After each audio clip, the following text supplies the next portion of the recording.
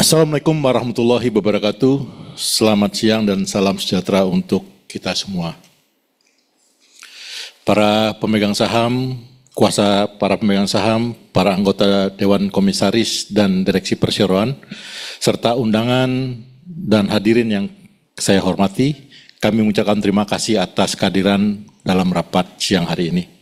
Sesuai dengan ketentuan pasal 10 ayat 12 huruf A, Anggaran Dasar Perseroan dan Keputusan Dewan Komisaris nomor 003-CL-MNCN-CL-6 tanggal 6 Juni 2024, maka saya selaku Komisaris Perseroan akan mengetuai dan memimpin jalannya rapat ini. Selanjutnya dengan ini rapat pada hari Senin 24 Juni 2024 secara resmi dibuka pada pukul 14.23 waktu Indonesia bagian Barat.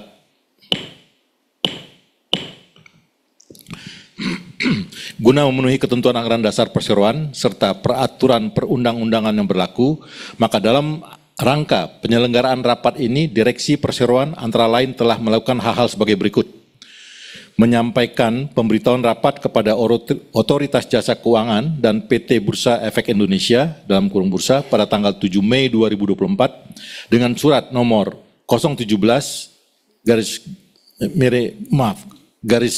OJK MNC CS INT 5 Romawi 24 dan B, melakukan pengumuman pada tanggal 16 Mei 2024 dan pemanggilan pada tanggal 31 Mei 2024 masing-masing melalui situs web bursa, situs web perseroan, dan situs web penyedia e-rups ICK.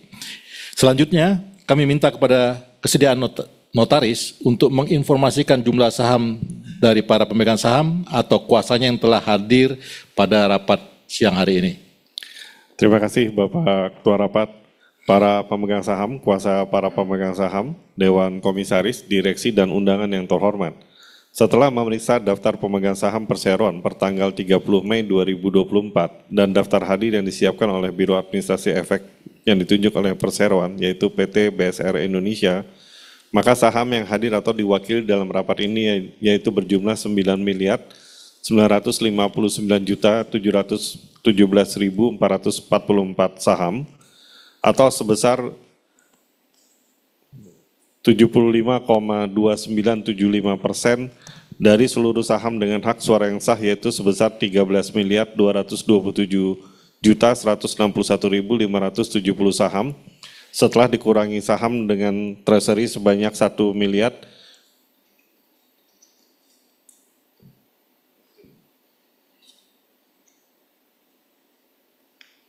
1.822.626.200 saham atau treasury stock. Untuk selanjutnya seluruh mata acara sesuai dengan ketentuan pasal 11 ayat 2 huruf A Anggaran Dasar Perseroan yang mensyaratkan kehadiran lebih dari 1/2 bagian dari jumlah seluruh saham dengan hak suara yang sah yang telah dikeluarkan oleh Perseroan telah terpenuhi. Dan karenanya rapat dapat dilanjutkan untuk seluruh mata acara rapat. Terima kasih. Terima kasih Notaris. Karena semua persyaratan sehubungan dengan penyelenggaraan rapat ini telah dipenuhi sebagaimana mestinya, maka rapat perseroan yang diselenggarakan pada hari ini Senin tanggal 24 Juni 2024 dinyatakan sah dan berhak untuk mengambil keputusan-keputusan yang sah dan mengikat. Selanjutnya saya nyatakan bahwa rapat dengan ini saya lanjutkan. Sesuai dengan pemanggilan rapat, maka mata acara rapat hari ini sebagaimana yang telah ditampilkan pada layar. Paparan kondisi umum perseroan akan disampaikan bersamaan dengan penjelasan mata acara pertama, yaitu laporan tahunan Direksi Perseroan. Mekanisme pengambilan keputusan terkait mata acara rapat dan tata cara penggunaan hak pemegang saham untuk mengajukan pertanyaan dan atau pendapat adalah sebagaimana tercantum dalam tata tertib rapat yang telah dibagikan kepada para pemegang saham, juga dapat diakses melalui situs web Perseroan dan situs web penyedia, sebagaimana di sebelumnya telah ditampilkan pada layar.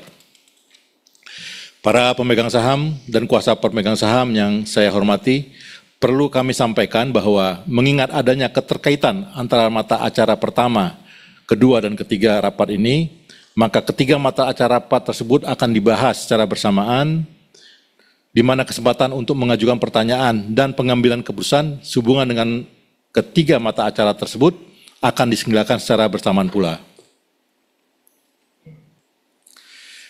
Selanjutnya, marilah kita langsung membahas mata acara pertama, kedua, dan ketiga rapat, yaitu 1. Persetujuan laporan tahunan Direksi Perseroan dan laporan tugas pengawasan Dewan Komisaris Perseroan untuk tahun buku yang berakhir pada tanggal 31 Desember 2023. 2. Persetujuan dan pengesahan laporan keuangan Perseroan untuk tahun buku yang berakhir pada tanggal 31 Desember 2023, serta memberikan pembebasan tanggung jawab sepenuhnya kepada Dewan Komisaris dan Direksi Perseroan atas tindakan pengawasan dan pengurusan yang telah mereka lakukan dalam tahun buku yang berakhir pada tanggal 31 Desember 2023, equity at the charge. 3. Persetujuan atas penggunaan keuntungan Perseroan untuk tahun buku yang berakhir pada tanggal 31 Desember 2023. Selanjutnya, kami persilakan Direktur Utama Perseroan, Bapak Nursing, untuk memberikan penjelasan mengenai mata acara pertama, kedua, dan ketiga. Silakan Pak Nursing. Terima kasih Bapak Ketua Rapat.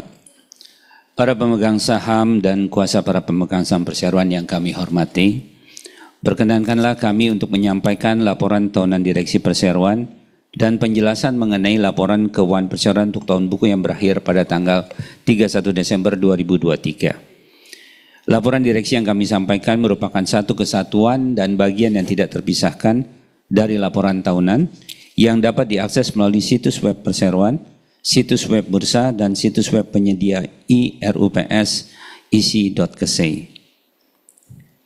Selanjutnya izinkan saya langsung memulai penjelasan saya dengan struktur korporasi daripada MNCN. Untuk struktur korporasi MNCN, seperti pada tampilan layar, masih dengan dua pilar utamanya, yaitu yang pertama adalah FTA TV, di mana MNCN memiliki 4 FTA TV, melalui 3 entertainment TV-nya, yaitu RCTI, MNC TV, dan JTV, dan 1 FTA TV dengan fokus utama pada pemberitaan, informasi, dan olahraga, yaitu iNews TV. Lalu di sebelah kanan adalah pilar kedua daripada MNCN, yaitu MNC Digital Entertainment, atau dengan ticker code sahamnya MSIN atau MSIN, untuk operasi konten, khususnya entertainment dan non-studio based content, dan juga hiburan digital. MSIN juga memiliki talent management terbesar dan manajemen sosial media, termasuk multi-channel network atau MCN. Tidak hanya itu, MSIN juga memiliki portals online, bagian dari iNews Media Group, yang nanti saya akan jelaskan lebih lanjut di slide berikutnya. Dan yang terakhir, 2 super apps bernama RCTI Plus yang berbasis iklan atau advertising base, dan Vision Plus yang berbasis langganan atau subscriber base. Di bagian bawah dapat juga terlihat bahwa MNCN sangat unggul dalam segi konten. Kami adalah pembuat konten dan pemilik IP terbesar di Indonesia, baik untuk platform digital dan non-digital, dengan 20.000 jam konten yang kami produksi setiap tahunnya. Dan sampai dengan akhir 2023, kami memiliki lebih dari 300.000 jam pustaka konten. Kapasitas produksi ini secara konsisten dapat kami lakukan setiap tahun karena kami memiliki basis infrastruktur produksi yang terbaik dan terbesar. Terletak di 3 lokasi, yaitu MNC Studios Kebonjeruk di Jakarta Barat, kemudian di sini di MNC Center, Jakarta Pusat, dan juga di Movieland, yaitu di kawasan ekonomi khusus MNC Lido di Bogor. Next. Dari sisi FTA TV performance, audiensiers atau pangsa pemirsa itu adalah merupakan indikator untuk menilai performa sebuah FTA TV. Mencapai 40,4% pada prime time, masih unggul dibanding grup TV lain. Di sisi lain yang menurut kami lebih penting dan merupakan capaian yang mengembirakan dalam kondisi market yang sangat menantang pada saat ini adalah porsi belanja iklan nasional untuk MNCN. Pada tahun 2023, sebesar 45,1% belanja iklan nasional pada FTA TV masuk ke 4 FTA TV kita. Untuk kontribusi pendapatan, porsinya tidak banyak berubah. Masing-masing 50% untuk slot prime time dan non-prime time. Menunjukkan performa yang konsisten di prime time, karena 5 jam siaran prime time dalam satu hari dapat berkontribusi terhadap pendapatan sebesar 50% untuk MNCN. Dari kontribusi iklan, baik itu reguler maupun non-reguler atau iklan dalam program, karena hampir semua produksi konten MNCN adalah in-house, iklan yang kami tempatkan dalam program bisa mencapai hampir 1/4 dari total pendapatan iklan MNCN. Kami saat ini optimis dapat meningkatkan porsi ini ke depannya, apalagi dengan banyaknya program-program spesial pencarian bakat. Saat ini kita sedang jalan dengan Indonesian Idol untuk season 13 dan juga berbagai awarding yang basisnya adalah sponsorship, di mana penempatan iklan dalam program dapat dimaksimalkan. Next. Dari sisi konten untuk MSIN, untuk konten-konten yang diproduksi di bawah MSIN, kami memiliki kapasitas produksi yang terbesar di 4 genre program penting, yaitu drama dengan pangsa pasar production output sebesar 33,2%, animation sebesar 88,5%, reality sebesar 64%, dan infotainment sebesar 33%. Selain itu, kami juga memproduksi film untuk bioskop dan juga konten orisinal untuk platform OTT.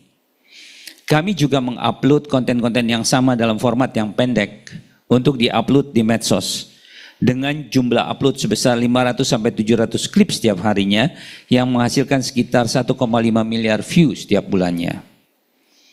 Selain produksi konten video untuk platform-platform media yang ada, MNCN memproduksi konten dalam format artikel pemberitaan yang diupload ke portal online dan OTT kami sebesar 70.000 artikel lebih dalam 1 bulan. Pada industri konten, peluang pendapatan tidak hanya kami dapatkan untuk kepentingan grup sendiri, tetapi juga kami lisensikan dalam bentuk kontennya sendiri dan juga format, skrip, dan karakternya. Sebagai tambahan, kami melakukan lisensi konten sepanjang tahun 2023 ke Netflix, Prime Video, Main Media Group, NetGeo, dan lain-lain. Slide ini adalah mengenai Movieland, sebagaimana yang telah kami singgung pada beberapa kesempatan lain. Saat ini kami juga sedang dalam proses penyelesaian proyek Movieland.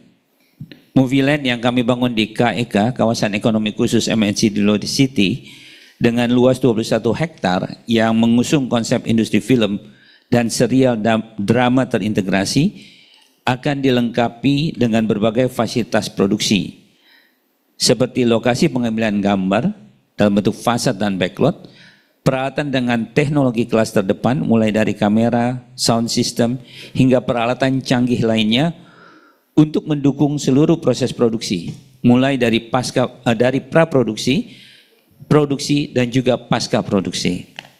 Saat ini pembangunan Movieland secara overall sudah 64% dan kami targetkan akan tuntas sepenuhnya pada Q4 atau paling lambat Q1 2025.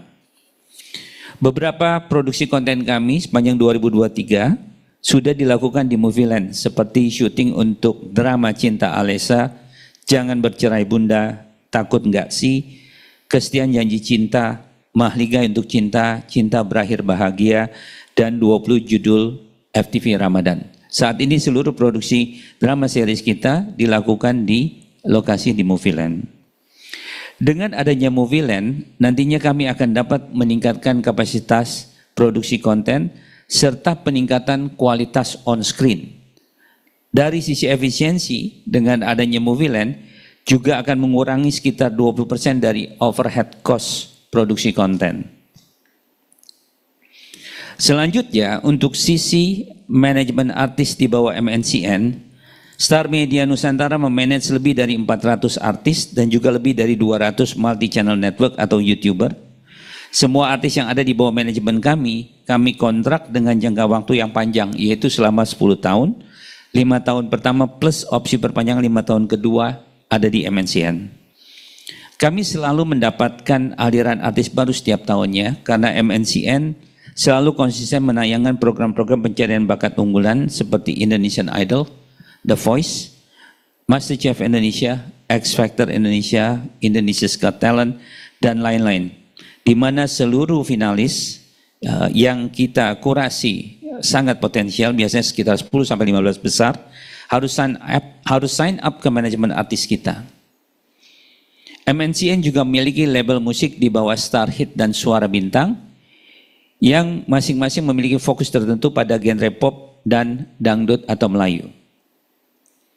Pada media sosial, kami juga yang terbesar.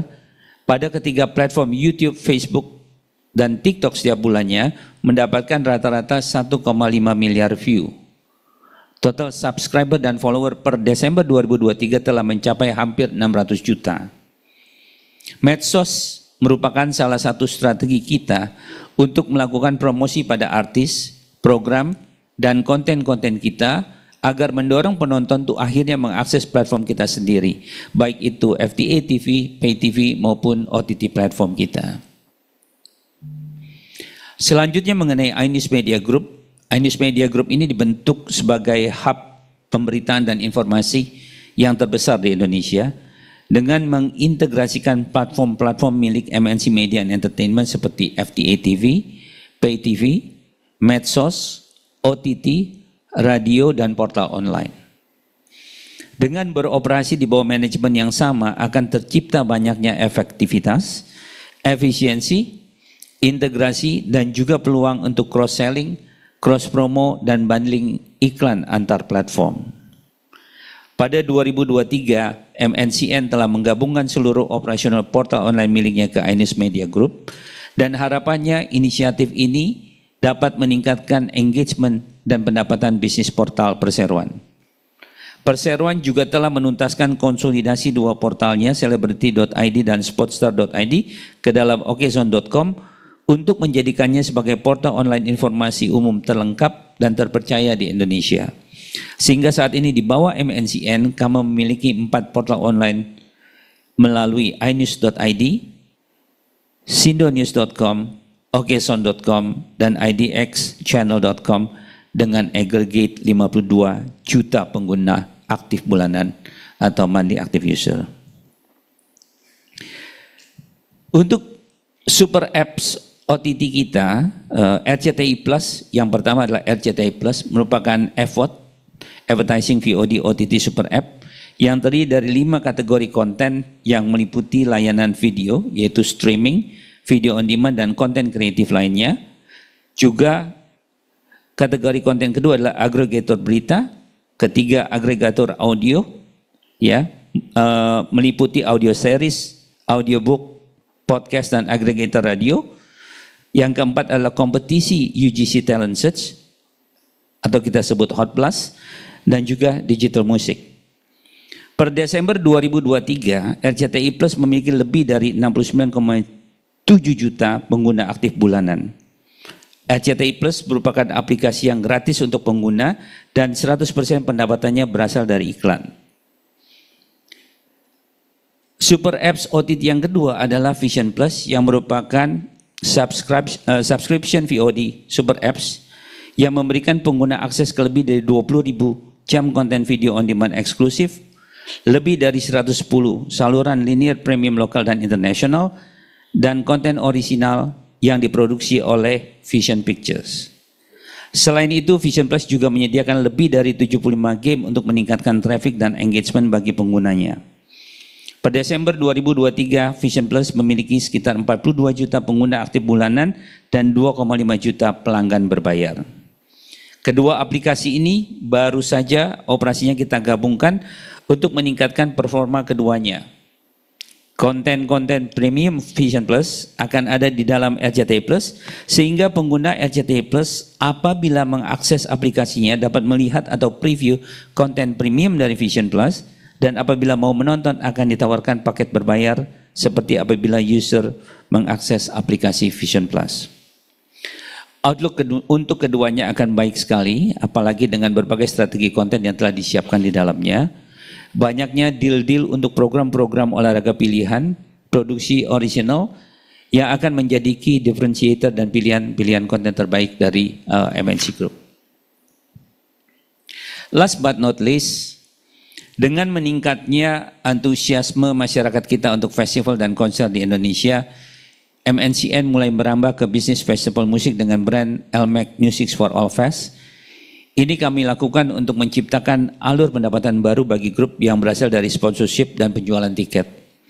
Pada bulan September 2023, MNCN menggelar festival musik pertamanya yang menampilkan sederet artis asal Korea Selatan seperti Taeyang, The Rose, The Secret Number, dan Epping, serta nama-nama besar tanah air seperti Mahalini, Rizky Febian, Gigi, Malik The Essential, dan Beat Genius, serta yang lainnya juga ikut tampil.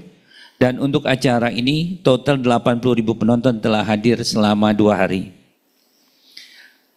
Apabila dilihat di slide sebelah kanan, selain acara festival atau konser musik, MNCN juga telah berkomitmen untuk masuk ke sport event management melalui penyelenggaraan acara olahraga, khususnya sepak bola, di mana secara end-to-end dari planning, penyelenggaraan, dan penyiaran akan dikelola di bawah perseroan.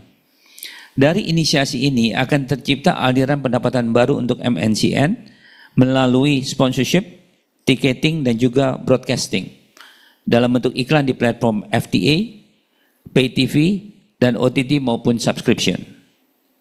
Sebagai tambahan, kami juga telah memiliki sepakatan jangka panjang dengan Jakarta International Stadium untuk menggunakan JIS sebagai tempat penyelenggaraan acara untuk festival atau konser musik maupun acara olahraga, di mana stadium tersebut memiliki kapasitas penonton lebih dari 80.000. Kedua inisiasi ini telah sukses dilakukan oleh perseroan. Festival konser musik sebagaimana yang tadi saya singgung di bulan September 2023 dan acara sepak bola RCTI Premium Sport pada 30 Mei 2024 yang mendatangkan 2 klub asal Malaysia. Sebagai konklusi dari penjelasan saya, memang tahun 2023 ini merupakan tahun yang penuh tantangan untuk kita semua di sektor industri media secara nasional. Namun kami mewakili manajemen ingin menyampaikan kalau kedepannya telah terlihat titik balik untuk MNCN untuk kembali mendapatkan pertumbuhan yang positif. Ini dapat terlihat dari hasil Q1 2024 kami, di mana total pendapatan naik 34% secara quarter on quarter, pendapatan TV naik hampir 70% quarter on quarter, dan digital juga naik 14% secara quarter on quarter. Di tahun 2024 besar harapannya karena banyak katalis penting yang akan mendukung keberlanjutan pertumbuhan ini, seperti banyaknya program-program spesial yang akan kita tayangkan. Ada event olahraga Euro 2024, inisiasi baru di OTT yang akan meningkatkan pertumbuhan pelanggan berbayar di Vision Plus, penyelenggaraan festival dan konser musik, dan penyelenggaraan pertandingan sepak bola serta olahraga lainnya yang akan kita manage end-to-end. Sekian dari saya, terima kasih. Selanjutnya saya persilakan Bapak Ruby Panjaitan untuk menyampaikan kinerja keuangan perseroan tahun 2023 serta rencana penggunaan keuntungan perseroan untuk tahun buku yang berakhir pada tanggal 31 Desember 2023. Saya persilakan. Terima kasih Pak Nursing. Berikut kami sampaikan kinerja keuangan perseroan untuk tahun buku 2023 dengan pembanding tahun 2022. Dengan pencapaian kinerja operasional yang disampaikan Pak Nursing tadi, yang terjadi di tahun 2023, perseroan membukukan total pendapatan bersih sebesar 7,78 triliun.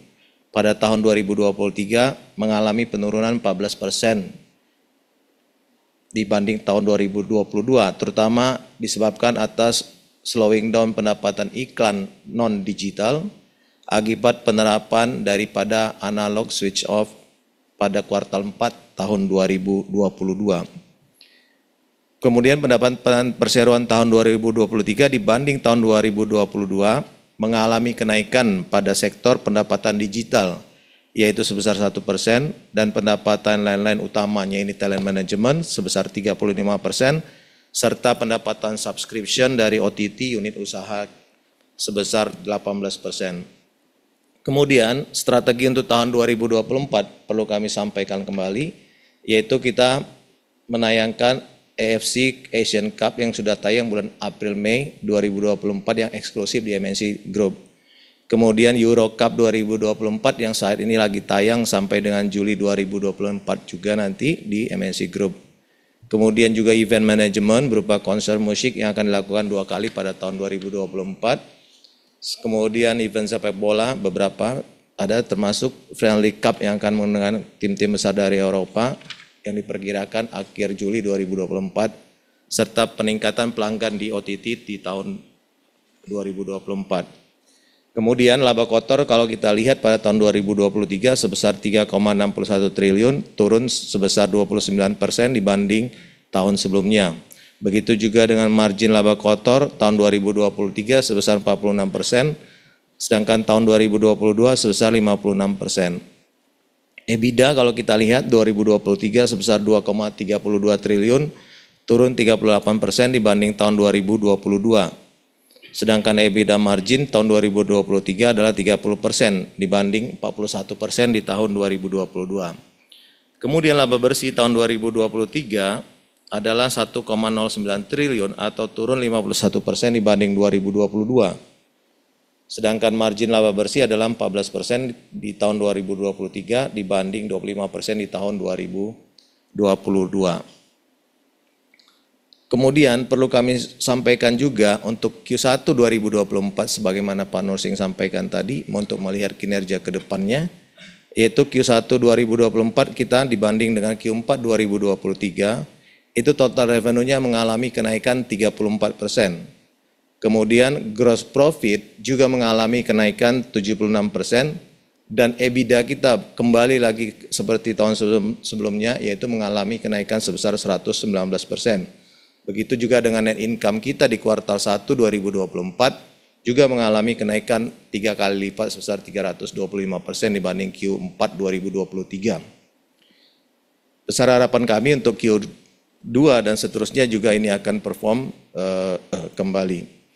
Kemudian selanjutnya kami juga sampaikan laporan posisi keuangan dan arus kas Perseroan tahun 2023, yaitu total aset mengalami kenaikan 2% dibanding 2022, di mana kenaikan aktiva lancar sebesar 1% dibanding tahun 2022, sedangkan aktiva tidak lancar mengalami kenaikan juga 2% dibanding tahun 2022.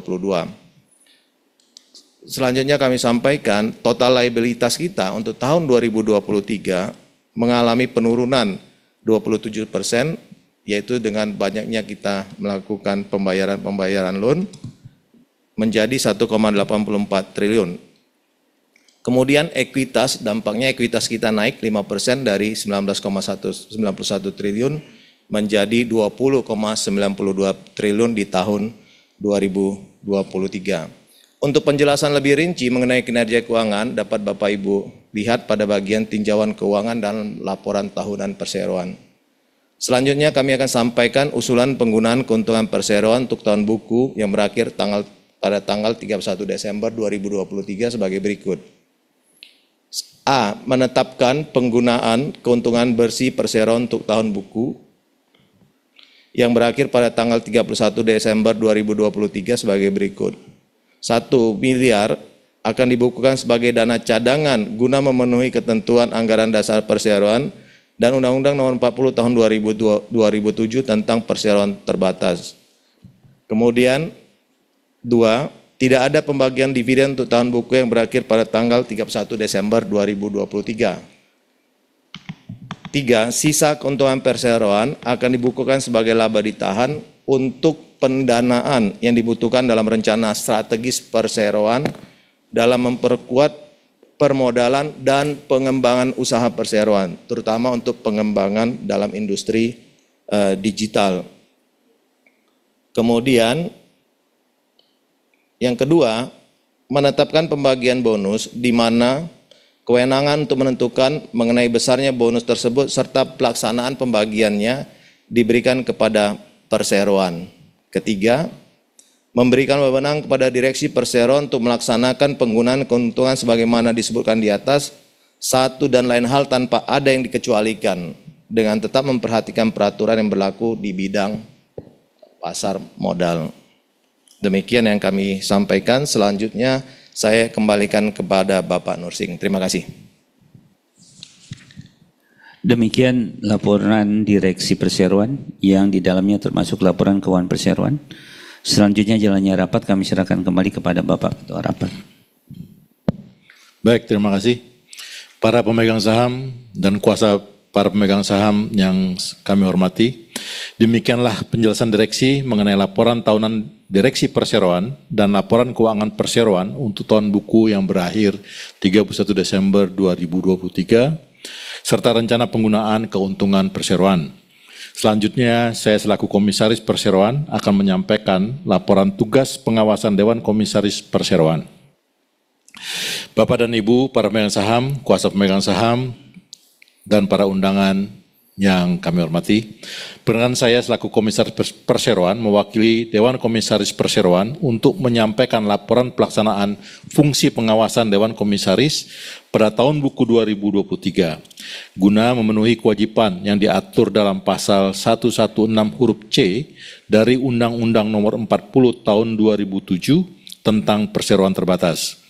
Sesuai dengan anggaran dasar perseroan dan peraturan perundangan yang berlaku sepanjang tahun 2023, Dewan Komisaris telah melaksanakan tugas pengawasan antara lain mengawasi jalannya pengelolaan perseroan oleh direksi, B. Memantau pelaksanaan prinsip-prinsip tata kelola perusahaan yang baik, good corporate governance, yaitu transparansi, akuntabilitas, tanggung jawab, independensi, kesetaraan, dan kewajaran pada seluruh kegiatan usaha perseroan, dan memberikan masukan kepada direksi untuk terus memperbaiki kebijakan-kebijakan perseroan, antara lain dengan menyempurnakan standar prosedur operasional dan kode etik perseroan yang dapat berlaku juga bagi seluruh unit usaha di bawah perseroan.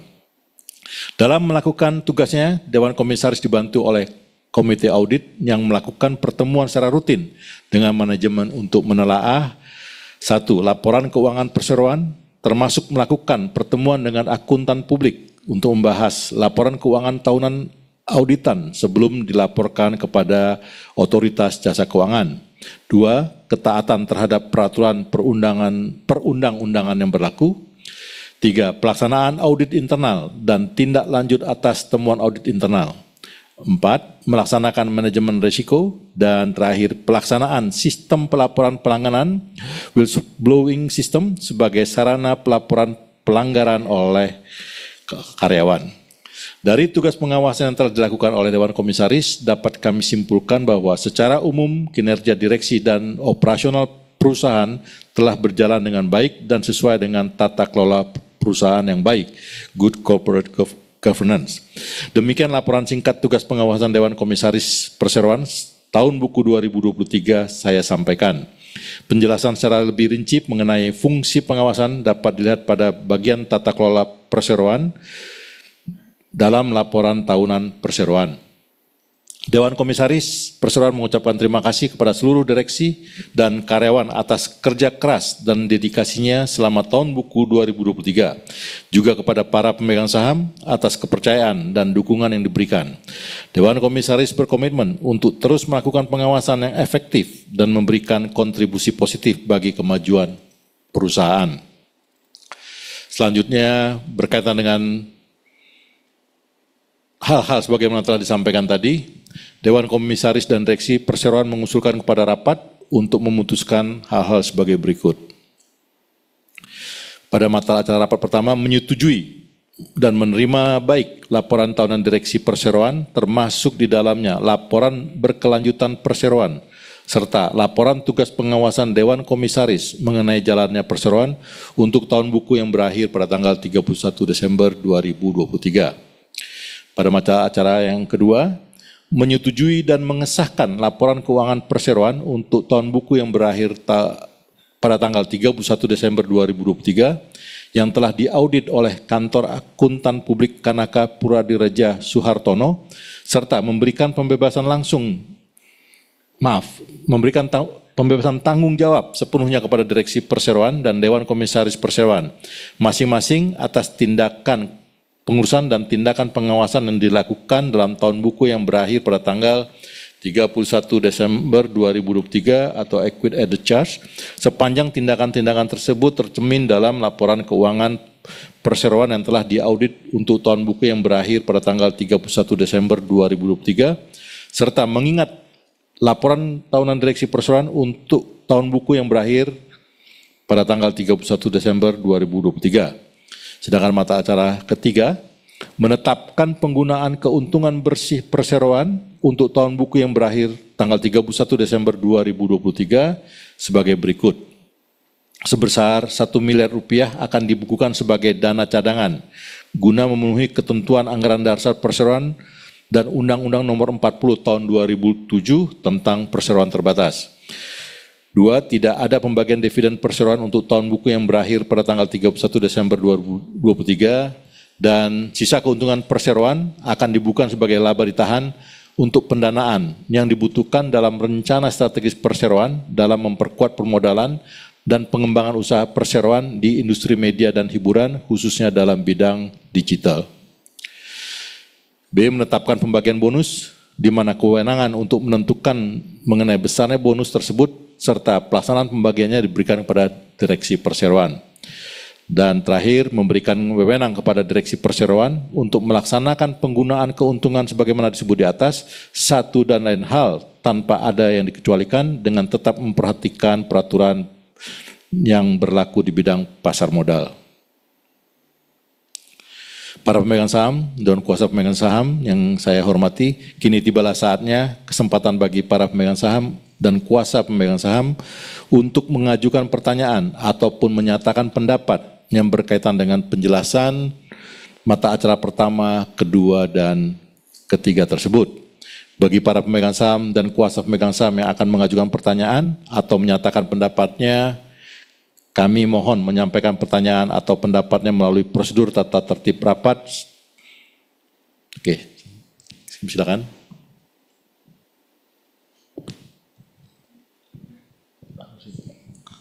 Selamat sore kepada Bapak Direksi semua dan Komisaris yang hormati. Saya memilih saham minoritas, sekarang sisanya tinggal 20.000 saja. Dan saya, tinggal 2.000 dan atas nama Lim Chong Kwan. Lim Chong Kwan. Saya gagal tahun lalu hadir, tapi hari ini saya bisa datang. Saya pikir bisa ketemu Pak Hari, tapi Pak Hari tidak datang ya. Ada pertanyaan 3 yang saya ingin ajukan. Pertama, saya mulai masuk tahun lalu itu sahamnya saya lihat cukup bagus dari fundamental, Bimantara, MNC. Kebetulan saya kelola dana kan saya juga. Tapi menjelang pas kemarin akhir tahun cenderung makin turun. Dan saya baru tahu juga ya tahun kemarin laporannya itu turun 50%.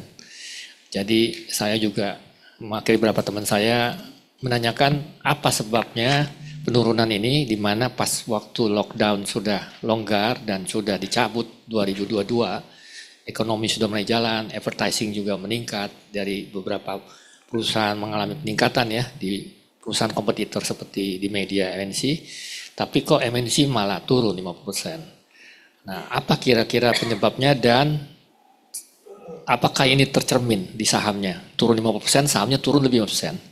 Untung saya cut loss waktu itu, saya beli 600 ya sempat jual rugi 20%, sekarang kalau tidak 5% lebih. Apakah ini ada sesuatu hidden di dalam laporan keuangan yang mungkin menyebabkan investor melakukan penjualan sehingga turun dalam? Bukan hanya di saham MNC atau Bimantara, tapi di semua lini grup yang IPO itu turun ya, malah berangkat sampai gocap.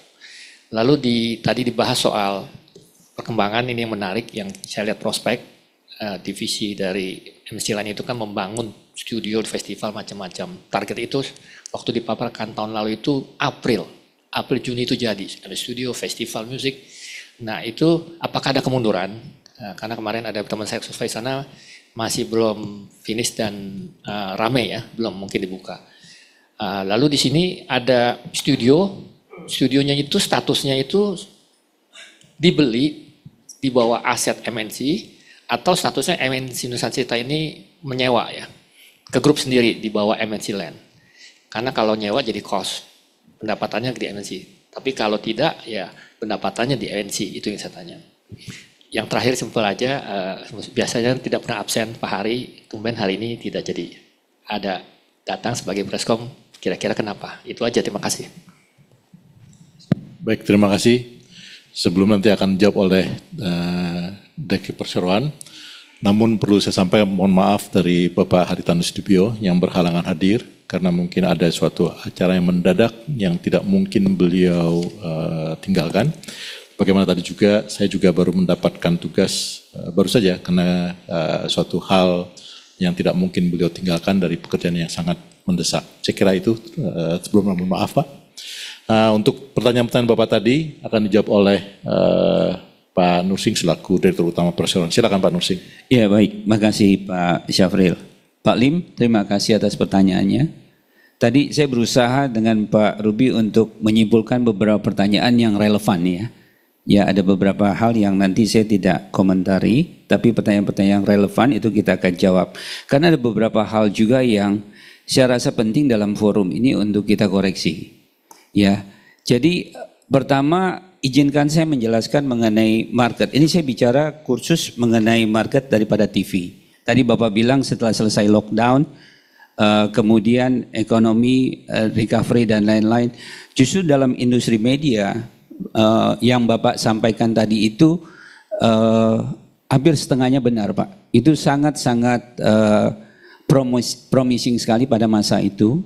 Kalau saya boleh kasih angkanya, dari hasil research internal kita, of course tidak ada research independen Pak ya, karena semua TV itu kan pakai gross rate.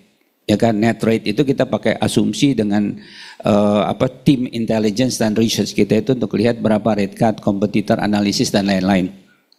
Juga of course kepada advertiser dan agency. Selama COVID, industri media itu justru mengalami masa kemasannya. Baik dari sisi TV maupun dari sisi digital. Di tahun 2021, dari estimasi kami total market untuk iklan TV ya Pak ya, itu sekitar 12,1 triliun. Itu di tahun 2020. 2021 itu paling tinggi. Sekitar 14,1 triliun. Ini secara net ADEX rate untuk iklan TV. Nah pada saat itu MNCN, kalau Bapak refer balik kepada kinerjanya, nanti Bapak bisa double check setelah ini, itu sangat fantastis karena kita ada fenomena ikatan cinta, e-commerce booming saat itu, begitu banyak TV show dan lain-lain. Jadi 60% sampai 65% dari total market ad spend untuk di TV itu adalah di MNCN. Kalau Bapak refer balik ke 2021, di 2022 trennya sama, masih meningkat sampai dengan Q3 2022 sebagaimana telah disampaikan oleh Pak Ruby. Singkat cerita, diterapkanlah analog switch off, total market down di November 2022, di Q4 2022 down by 50%, nuncap langsung Pak. Sehingga total 2022 yang year to date masih growing, di drag down total industri itu turun menurut analisis research kita itu sekitar 11% dari 14,1 triliun di 2022 Pak. Di 2023 Q1 down another 40-50%.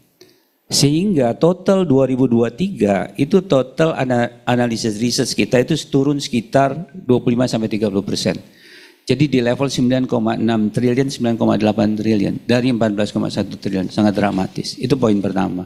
Clear ya Pak Lim ya? Nanti Bapak bisa double check. Yang kedua adalah saya mau koreksi. Tadi dibilang bahwa dengan player daripada industri media lain, kan tidak banyak, kita tahu kan? Ya kompetitor terdekat kita juga kita tahu siapa. Bapak bandingkan kinerjanya antara MNCN secara kinerja fundamental dalam kondisi market yang seperti ini. Ya. Jadi baik dari middle line maupun bottom line kita much more superior dari any of our competitor in the market. Clear ya Pak? Ini saya bicara fakta angka semua. Ya. Nah, tadi Bapak nanyakan bagaimana untuk 2024, tadi saya sudah jelaskan di presentasi saya. Kita banyak harapan, beberapa katalis-katalis nyata yang kita, makanya kita selalu, Pak Hari, Executive Chairman kita, Presiden komisaris kita selalu push kita untuk cari revenue driver lain. Di samping hanya conventional revenue driver. Karena itu kita come up dengan festival, show, sekarang dengan olahraga yang sangat successful secara financial. Nanti saya akan get back ke sana lagi. Tapi yang saya ingin sampaikan, di Q1 2024, Bapak lihat quarter on quarter performance itu meningkat. Meningkat cukup signifikan. Dibandingkan dengan Q4 daripada 2023 untuk kinerja. Tadi Bapak sampaikan di Euro, ada juga pertanyaan dari KC ya, Pak Aula juga masuk. Bagaimana dengan Euro? Salah satu katalisnya adalah Euro. Special program kita Indonesian Idol.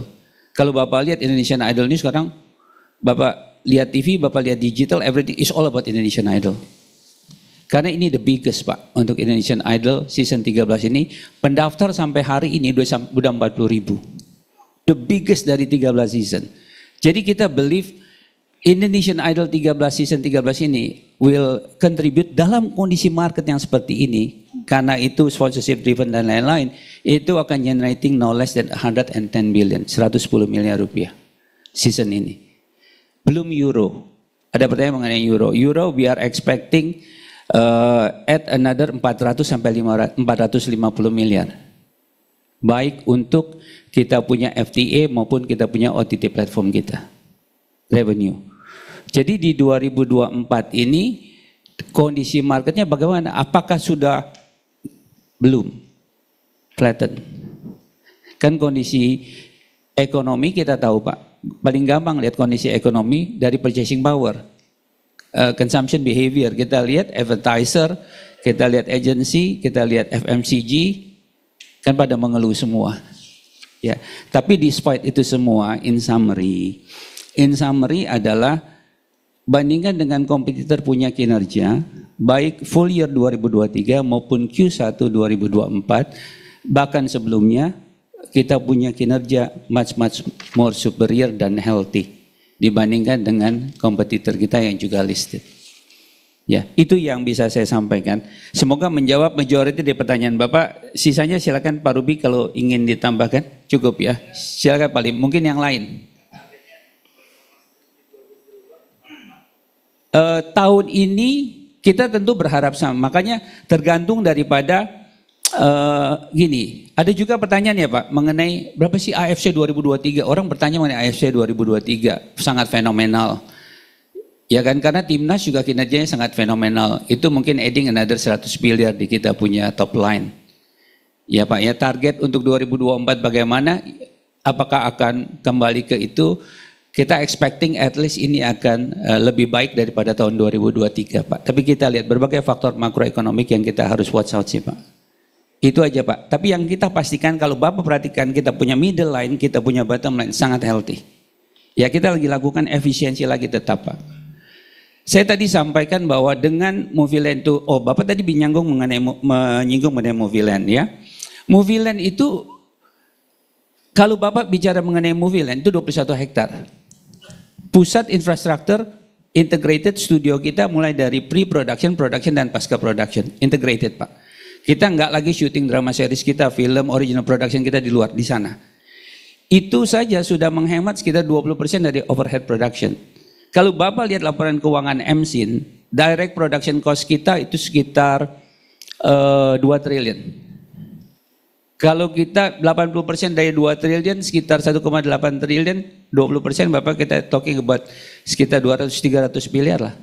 Penghematan dari sisi cost kita Pak. Karena itu kita punya bottom line, kita punya middle line dan bottom line kita itu tidak bisa ditandingi saat ini oleh any of the competitors in the media industry Pak. Itu saya guarantee. Itu Pak Lim, semoga menjawab ya. Terima kasih Pak Lim. Masih ada pertanyaan, silakan.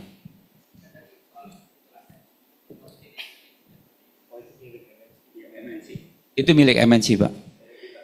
Milik kita. Tadi saya sampaikan 3 lokasi produksi di studio MNC Studios Kebonjeruk. Kita punya 30 indoor studios.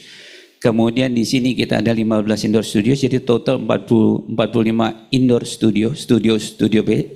Kemudian kita ada Moviland, Kemudian kita juga ada Movie Light milik kita semua, 21 hektar. Under MNCN dan under MSIN, Pak. Ya, makasih. Silakan. Ya, selamat siang, Pak. Perkenalkan, nama saya Rangga. Kebetulan juga saya pemegang saham minoritas, Pak. Ya. Selamat siang buat Dewan Direksi dan Komisaris. Pertanyaan saya menyangkut dua hal, Pak. Yang pertama, apa sih rencana strategis MNC dan MNC Group ke depan, Pak? Ya?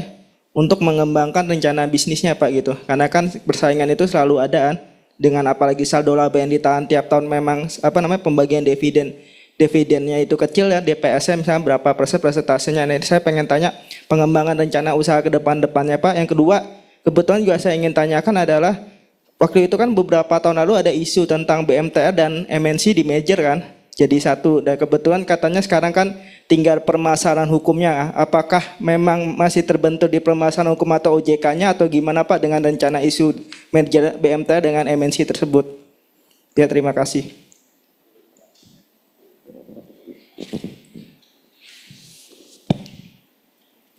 Iya, baik Pak Rangga ya. Randa ya. Yang pertama, rencana strategis MNC ke depan itu tadi sebagaimana disampaikan Pak Nursing ya, baik itu dari segi pengembangan spesial program yang kita akan fokus ke sana, begitu juga dengan event dan konser, kemudian juga satu lagi itu pengembangan daripada yang OTT tadi, yaitu subscription base-nya kita itu naik melalui anak perusahaan dari MNCN. Kemudian yang kedua, bagaimana rencana merger kelanjutannya? Kelanjutannya itu masih tetap kita pelajari, Pak, sampai saat ini, karena ada ketentuan untuk pajak final itu yang menurut kita itu sangat besar dampaknya karena kita memiliki aset-aset yang produktif. Jadi kalau itu diterapkan harus direvaluasi lagi, kemudian kita dikenakan 10% atas selisih revaluasinya itu masih sangat besar. Mudah-mudahan ada jalan keluar. Tapi itu masih tetap kita garap. Nah, terkait juga dengan pertanyaan, itu jawaban kami, Pak. Izin saya kaitkan juga dengan pertanyaan dari KSEI tadi ya, Pak Aulia. Nah, sebagaimana beberapa RUPS sebelumnya kami sampaikan juga, rencana strategis kami pada saat itu adalah penurunan pinjaman. Bapak kaitkan tadi dengan saldo laba MNC yang cukup besar. Nah, itu juga berdampak positif bagi kita, sebagaimana ada pertanyaan di KSEI tadi, MNCN tidak memiliki hutang dalam bentuk US dollar, sehingga ini tidak berpengaruh terhadap kita dengan kenaikan US dollar terhadap rupiah. Nah, ini juga rencana yang sudah kita lakukan beberapa tahun ke depan. Sampai saat ini juga kita masih terus turunkan saldo loan kita. Per kuartal 1 kita ada membayar sekitar 50 miliaran. Jadi kalau Bapak lihat nanti di kuartal 1 kita yang sudah publish, loan kita juga berkurang sebesar 50 miliar. Itu yang bisa kami sampaikan terhadap yang KSEI itu juga tadi Pak Aulia. Terima kasih. Baik, masih ada pertanyaan? Oke, silakan.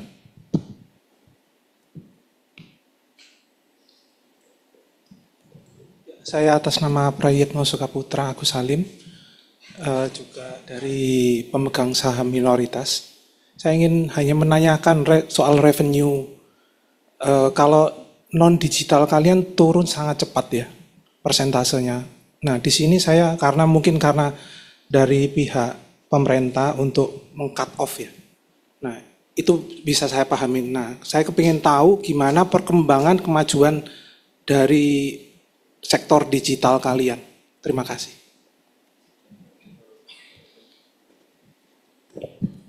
Baik Pak Prayitno, mengenai revenue tadi yang non-digital turun, ya bukan pemerintahnya yang cut off. Jadi ada di kuartal 4 tahun 2022 itu diterapkan analog switch off. Sehingga pada saat itu para advertisers, baik itu brand maupun agensi pada menahan budgetnya mereka. Sehingga dampaknya itu juga terhadap kita. Namun demikian mereka menahan budgetnya itu juga berdampak juga terhadap mereka sendiri. Sehingga domino efeknya itu terjadi di sektor televisi dan juga radio dan teman-temannya. Jadi di sini itu adalah penurunannya itu lebih bersifat masif semua. Jadi semua stasiun TV mengalami hal yang sama. Jadi kalau tadi saya Pak Nursing sampaikan, kita bisa lihat juga kinerja kita MNCN dibandingkan pada kompetitornya itu masih jauh-jauh lebih baik. Karena apa? Kita sangat terintegrasi dan sangat banyak source of revenue kita. Termasuk itu juga yang digital. Untuk saat ini juga kita sudah gerakan itu sangat cepat, yaitu OTT kita, di mana sekarang platformnya itu juga berdasarkan subscription base. Artinya orang harus berlangganan untuk menonton Euro. Sebelumnya berlangganan juga untuk menonton AFC. Begitu juga nanti seterusnya. Mudah-mudahan Pak Prayitno juga install ya, jangan lupa install V Plus. Jadi nanti Bapak Ibu bisa lihat di situ bagaimana kinerja V Plus-nya itu juga, dan tontonannya itu juga. Itu merupakan salah satu driver kita juga untuk revenue kita. Terima kasih. Mungkin saya tambahkan sedikit ya, saya berikan angkanya. Sebenarnya tadi saya sudah sampaikan, mungkin tadi miss. Quarter on quarter untuk Q1 2025 versus Q4 2024. Tadi kan Bapak menanyakan pendapatan kita itu sudah naik 34%, Pak. Pendapatan TV naik 70% quarter on quarter. Pendapatan digital naik 14% secara quarter on quarter. Jadi dari Q1 2024 versus Q4 2023. Mudah-mudahan ini signing atau pertanda-pertanda ekonomi akan membaik lagi Pak ke depannya. Terima kasih. Baik, terima kasih Bapak Direksi. Karena memang ini ada pertanyaan melalui online, saya kira wajib saya bacakan mungkin? Saya bacakan. Oh silakan. Nanti tinggal dilihat apakah sudah dijawab apa tidak Pak ya. Izin saya jawab. Terdapat pertanyaan dari sistem isi kese dari Bapak atas nama Bapak Miki Handoko, jumlah saham 9.995.000 saham. 1. Apakah efek negatif dari ASO saat ini sudah mulai berkurang terhadap industri media terutama MNCN? 2. Apa kata satu-satu ya Pak Aulia. Udah. Tadi saya sudah jelaskan. Terima kasih. Yang kedua, apa katalis utama ke depan untuk pertumbuhan pendapatan dari MNCN? Berapa target top line dan bottom line untuk MNCN di tahun 2024? Sudah dijawab juga tadi Pak Aulia. Yang ketiga, MNCN mendapatkan hak siar untuk pertandingan sepak bola Euro yang tayang di Juni 2024 sampai Juli. Seberapa jauh efek dari pertandingan sepak bola Euro terhadap bottom line, top line dan bottom line untuk MNC tahun 2024? Berapa revenue dan cost-nya, dan ini dianggap sebagai revenue dan cost kuartal 2 atau kuartal 3 dari tahun 2024? Baik, sudah saya jawab. Cost kita 25 juta US, target revenue kita sekitar 400-450 miliar. Ya, untuk ini, untuk euro, dan itu dicatat pada saat ditayangkan, dibukukan. Selanjutnya pertanyaan keempat terkait pertandingan AFC yang mana tayang pada April sampai Mei, apa impact terhadap top line dan bottom line dan berapa revenue dan cost-nya? Saya tadi sudah jawab juga ya Pak Aulia. Yang kelima, saat ini harga MNC cukup tertekan, terendah dalam 5 tahun terakhir. Apakah ke depan MNC ada rencana untuk melakukan buyback saham? Mengingat hal ini tentu akan menguntungkan bagi pemegang saham dari MNCN. Ya, untuk buyback kita masih berikan nih kepada mekanisme pasar Pak Aulia sampai saat ini. Dan yang terakhir, mungkin ini tadi udah dijawab tapi saya perlu bacakan. Saat ini kurs USD menguat secara signifikan terhadap rupiah yang mana mendatangkan market risk bagi perusahaan yang memiliki hutang besar dalam USD. Apakah MNC saat ini memiliki hutang dalam USD dalam jumlah besar? Sudah dijawab. Tadi sudah Tidak dijawab. ada ya, tidak ada sama sekali, sudah lunas. Demikian Bapak Pimpinan Rapat, terima kasih. Terima kasih Notaris. Oleh karena tidak ada pertanyaan lagi, selanjutnya kami mengusulkan kepada rapat untuk mengambil keputusan atas usulan keputusan mata acara pertama, kedua, dan ketiga rapat sebagaimana disampaikan tadi dengan menyetujui secara musyawarah untuk mufakat. Selanjutnya untuk mata acara pertama, kedua, dan ketiga rapat ini kami persilakan kepada notaris untuk memberikan suara. Bagi pemegang saham yang hadir secara fisik dan menyatakan tidak setuju atau abstain, diharap mengangkat tangan. Baik. Bagi pemegang saham yang hadir secara elektronik yang belum memberikan suara agar segera memberikan suaranya dalam jangka waktu 30 detik. Apabila telah lewat batas waktu tersebut, dianggap memberikan suara abstain. terdapat pemegang saham yang memberikan suara tidak setuju maupun abstain. Mohon waktu kami melakukan penghitungan suara. Silakan, Pak.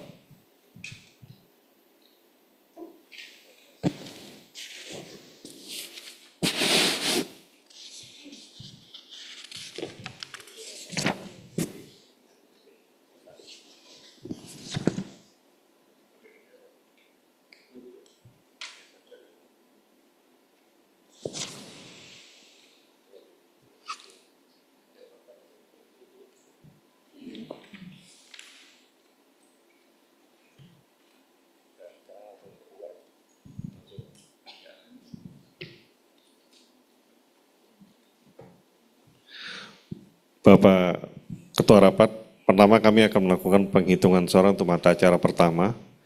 Terdapat 191.359.900 saham memberikan suara abstain, selanjutnya sebanyak 24.900 saham memberikan suara tidak setuju. Sesuai dengan ketentuan, suara abstain akan diperhitungkan dengan mayoritas pemegang saham. Dengan demikian total suara setuju yaitu 9.959.692.544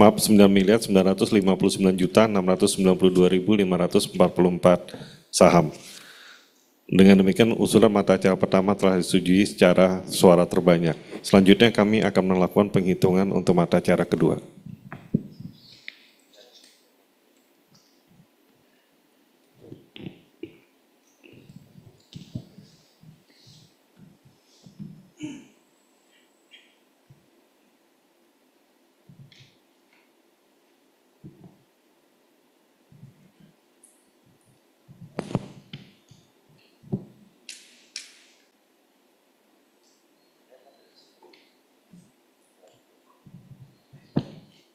Selanjutnya untuk mata acara kedua, terdapat sebanyak 191.167.400 saham memberikan suara abstain. Selanjutnya sebanyak 198.100 saham memberikan suara tidak setuju. Sesuai dengan ketentuan, suara abstain akan diperhitungkan dengan mayoritas pemegang saham. Dengan demikian sebanyak 9.959.519.344 saham memberikan persetujuan mata acara kedua. Selanjutnya kami akan menghitung untuk mata acara ketiga.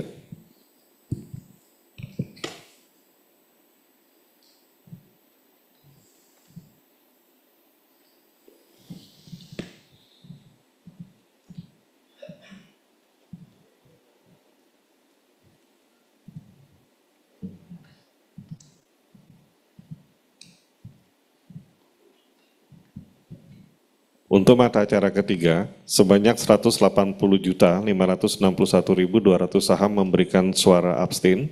Selanjutnya sebanyak 198.100 saham memberikan suara tidak setuju. Sesuai dengan ketentuan, suara abstain akan diperhitungkan dengan mayoritas pemegang saham.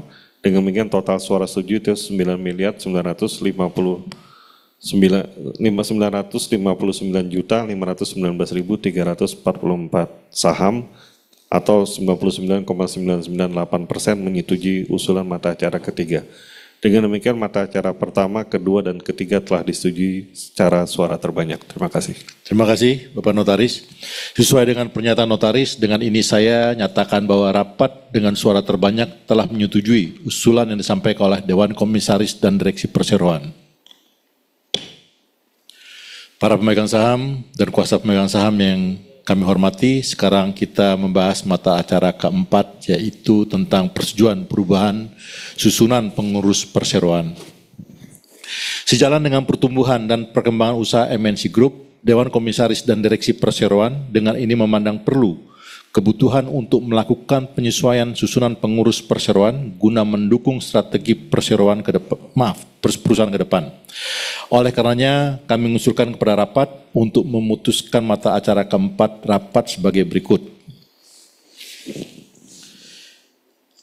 1. Menerima pengunduran diri Ibu Ella Kartika selaku Direktur Perseroan dengan memberikan pembebasan dan pelunasan tanggung jawab sepenuhnya equity added charge atas tugas dan tindakan pengawasan dan kepengurusan dalam perseroan sepanjang tindakan-tindakan tersebut tercermin dalam laporan keuangan dan laporan tahunan perseroan.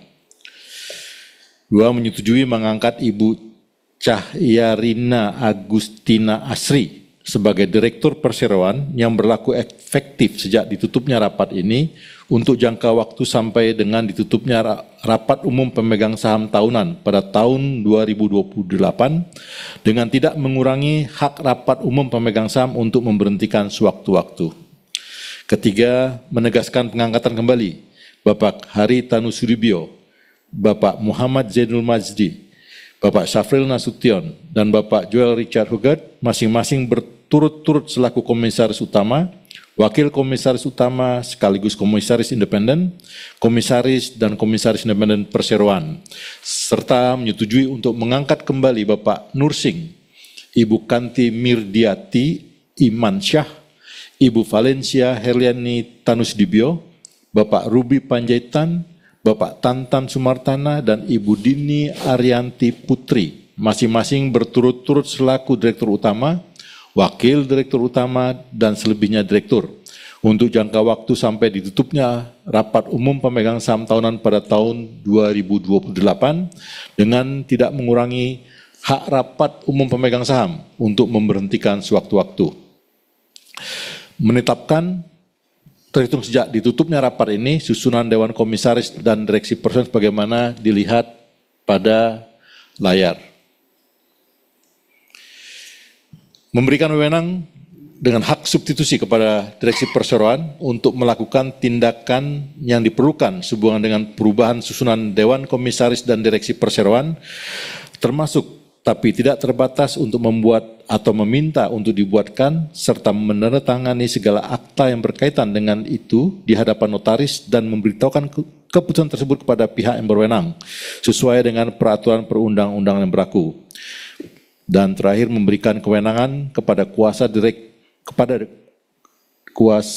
Dewan Komisaris Perseroan untuk menetapkan besaran remunerasi bagi para anggota Dewan Komisaris, Dewan Direksi Perseroan untuk tahun 2024 dengan memperhatikan usul dan rekomendasi dari Komite Nominasi dan Remunerasi Perseroan. Selanjutnya akan dibacakan riwayat hidup singkat dari calon anggota direksi. Itu mohon untuk dibacakan, silakan. Terima kasih Bapak Ketua Rapat. Berikut kami bacakan riwayat hidup singkat dari calon anggota direksi. Cahya Rina Agustina Asri, Direktur, warga negara Indonesia, lahir di Bandung pada tanggal 20 Agustus 1973. Bergabung dengan MNC Group pada bulan Februari 2010. Beliau sebelumnya menjabat sebagai Head Legal Counsel untuk FTA MNC Media, RCTI, MNC TV, GTV, dan iNews, dan RCTI Plus. Efektif mulai 25 Januari 2021, Cahya Rina Agustina Asri diangkat sebagai Corporate Secretary PT Media Nusantara Citra Tbk dan saat ini juga menjabat sebagai Deputy Director of Corporate Legal di PT Media Nusantara Citra Tbk. Pengalaman sebelumnya beliau pernah menjabat sebagai General Manager Legal di PT Cakrawala Andalas Televisi, PT Asia Global Media, FIFA Group, dari tahun 2007 hingga 2009, Senior Associate di Nugroho Partnership Law Firm di Jakarta dari tahun 2004 hingga 2007, dan partner di Darmawan Nugroho & Co Law Firm di Jakarta tahun 2000 hingga 2004. Beliau juga terdaftar sebagai anggota dalam Himpunan Konsultan Hukum Pasar Modal HKHPM pada tahun 2004. Cahya Rina Agustina Asri meraih gelar Sarjana Hukum dalam bidang Hukum Ekonomi dari Universitas Padjadjaran Indonesia pada tahun 1995 dan kemudian memperoleh gelar Master of Comparative Laws MCL dari National University of Singapore pada tahun 2000. Demikian pembacaan riwayat hidup singkat calon anggota direksi. Selanjutnya jalannya rapat kami serahkan kembali kepada Bapak Ketua Rapat. Terima kasih. Mungkin saya mohon pada direksi Ibu untuk berdiri sejenak, untuk memperkenalkan diri. Baik. Para pemegang saham dan kuasa pemegang saham perseroan yang kami hormati, kini tibalah saatnya kesempatan bagi para pemegang saham dan kuasa pemegang saham perseroan untuk mengajukan pertanyaan ataupun menyatakan pendapat sehubungan dengan usul dari Dewan Komisaris dan Direksi Perseroan tersebut. Sesuai dengan ketentuan pasal 11 ayat 14 Anggaran Dasar Perseroan, pemungutan suara mengenai diri orang yang dilakukan dengan surat suara tertutup, namun untuk efisiensi waktu pimpinan rapat memutuskan bahwa pemungutan suara akan dilakukan secara terbuka seperti acara lainnya. Bagi para pemegang saham dan kuasa pemegang saham yang akan mengajukan pertanyaan atau menyatakan pendapatnya, kami mohon agar menyampaikan pertanyaan atau pendapatnya sesuai dengan prosedur tata tertib rapat. Apakah ada yang mengajukan pertanyaan? Baik. Tidak ada pertanyaan. Baik, terima kasih. Karena tidak ada pertanyaan, selanjutnya kami mengusulkan kepada rapat untuk mengambil keputusan dengan usulan sebagaimana disampaikan tadi dengan menyetujui secara musyawarah untuk mufakat. Bagi pemegang saham dipersilakan untuk menyampaikan suara dengan tata cara yang telah disampaikan sebagaimana acara pertama tadi. Mungkin Pak Notaris bisa mulai menghitung.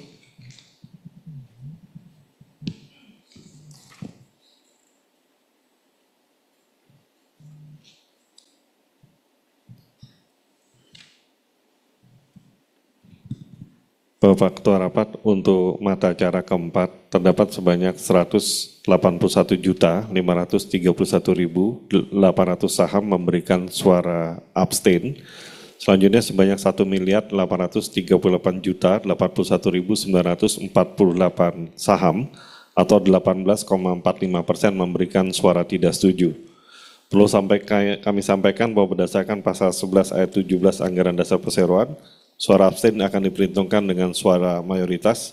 Dengan demikian total suara setuju itu sebanyak 8.121.635.496 saham atau 81,544% dari seluruh suara yang dikeluarkan secara sah dalam rapat ini. Dengan demikian usulan ini telah disetujui dengan suara terbanyak. Terima kasih. Sesuai dengan pernyataan notaris, dengan ini saya nyatakan bahwa rapat dengan suara terbanyak telah menyetujui usulan yang disampaikan oleh Dewan Komisaris dan Direksi Perseroan.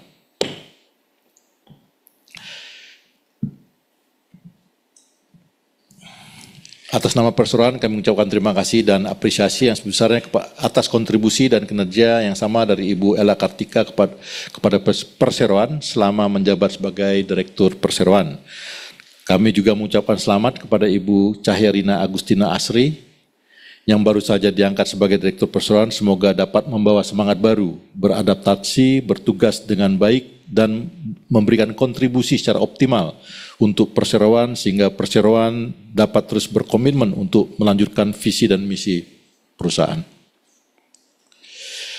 Para pemegang saham dan kuasa pemegang saham yang kami hormati, sekarang kita akan membahas mata acara kelima, yaitu penunjukan akuntan publik independen untuk mengaudit buku-buku Perseroan untuk tahun buku yang berakhir pada tanggal 31 Desember 2024 dan memberikan wewenang kepada Direksi Perseroan untuk menetapkan honorarium akuntan publik independen tersebut serta persyaratan lain penunjukannya.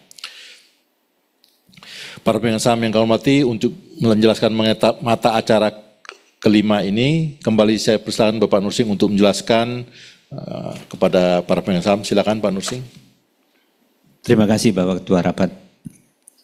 Para pemegang saham dan kuasa para pemegang saham yang kami hormati, perlu kami sampaikan bahwa Direksi dan Dewan Komisaris Perseroan merasa puas dengan hasil kerja dari Kantor Akuntan Publik Kanaka Pura Direja Suhartono, dan untuk itu atas nama Direksi dan Dewan Komisaris Perseroan, kami mengucapkan terima kasih kepada Kantor Akuntan Publik Kanaka Pura Direja Suhartono yang telah menyelaksanakan audit terhadap buku-buku Perseroan untuk tahun buku yang berakhir pada tanggal 31 Desember 2023. Sehubungan dengan penunjukan Kantor Akuntan Publik, kami informasikan bahwa Dewan Komisaris masih dalam tahap mereview dan menyeleksi Kantor Akuntan Publik yang akan ditunjuk untuk mengaudit laporan keuangan Perseroan untuk tahun buku 2024. Adapun kriteria atau batasan Kantor Akuntan Publik dan akuntan publik yang direkomendasikan oleh Komite Audit Perseroan adalah sebagai berikut. 1. Telah memperoleh izin menjadi akuntan publik dan terdaftar di OJK. 2. Senantiasa bersikap independen, objektif, dan profesional dalam memberikan jasanya. 3. Senantiasa menaati standar profesi dan kode etik yang ditetapkan oleh asosiasi profesi yang diakui oleh Menteri Keuangan.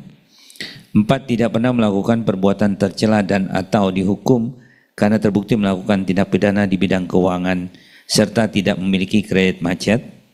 Dan 5. Memiliki reputasi yang baik serta keahlian dan pengalaman audit yang memadai terhadap grup korporasi.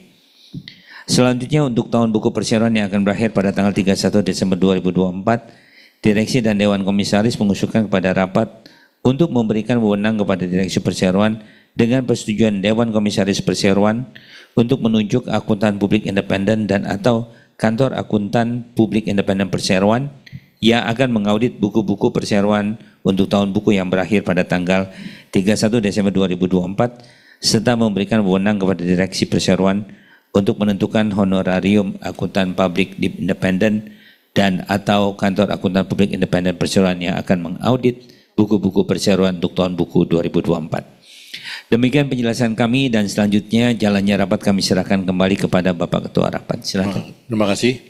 Selanjutnya sehubungan dengan hal-hal tersebut, Dewan Komisaris dan Direksi mengusulkan kepada rapat untuk memutuskan mata acara kelima sebagai berikut. Pertama, menyetujui pemberian wewenang kepada Direksi Perseroan dengan persetujuan Dewan Komisaris Perseroan untuk menunjuk akuntan publik independen dan atau akuntan publik independen perseroan yang mengaudit buku-buku perseroan untuk tahun buku yang berakhir 31 Desember 2024. 2. Memberikan wewenang dan kuasa sepenuhnya kepada Direksi Perseroan untuk menetapkan honorarium serta persyaratan-persyaratan lain sehubungan dengan penunjukan dan pengangkatan akuntan publik independen dan atau kantor akuntan publik independen tersebut. Para pemegang saham dan kuasa pemegang saham, kini tibalah saatnya kesempatan bagi para pemegang saham dan kuasa pemegang saham untuk mengajukan pertanyaan ataupun menyatakan pendapat sehubungan dengan usul Dewan Komisar dan Direksi Perseroan tersebut. Bagi para pemegang saham yang mengajukan pertanyaan atau menyatakan pendapatnya, kami mohon agar menyampaikan pertanyaan atau pendapat sebagai prosedur tata tertib yang telah disampaikan. Tidak ada pertanyaan. Baik, terima kasih. Oleh karena tidak ada pertanyaan, selanjutnya kami mengusulkan kepada rapat untuk mengambil keputusan dengan usulan sebagaimana disampaikan tadi dengan menyetujui secara musyawarah untuk mufakat. Pertama, bagi pemegang saham dipersilahkan untuk menyampaikan suaranya dengan tata cara yang telah disampaikan pada mata acara pertama. Kepada notaris, mohon untuk dapat menghitung apabila ada.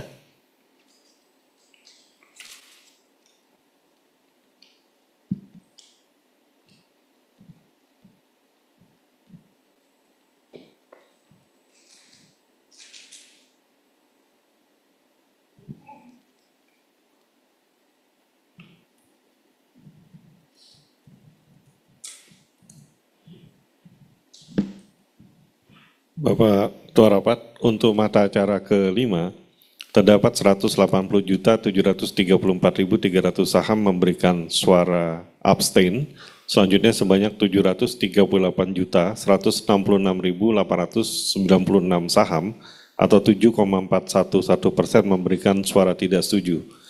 Sesuai dengan ketentuan anggaran dasar dan peraturan otoritas jasa keuangan, suara abstain akan diperhitungkan dengan suara mayoritas. Dengan demikian total suara setuju itu sebanyak 9.221.550.548 saham atau 92,588% dari pemegang saham yang mengeluarkan hak suara. Dengan demikian usulan mata acara kelima telah disetujui dengan suara terbanyak. Terima kasih. Sesuai dengan pernyataan notaris, dengan ini saya nyatakan bahwa rapat dengan suara terbanyak telah menyetujui usulan yang disampaikan oleh Dewan Komisaris dan Dewan Perseroan tadi.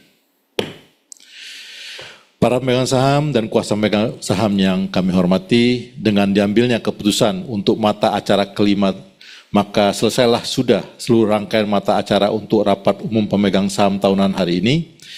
Dengan segala hormat, kami mengucapkan terima kasih atas kerjasama dan bantuan para hadirin semua, sehingga memungkinkan rapat ini untuk mengambil keputusan-keputusan yang baik dan lancar. Akhir kata, dengan ini saya nyatakan rapat perseroan ditutup pada pukul 15.42 waktu Indonesia Barat.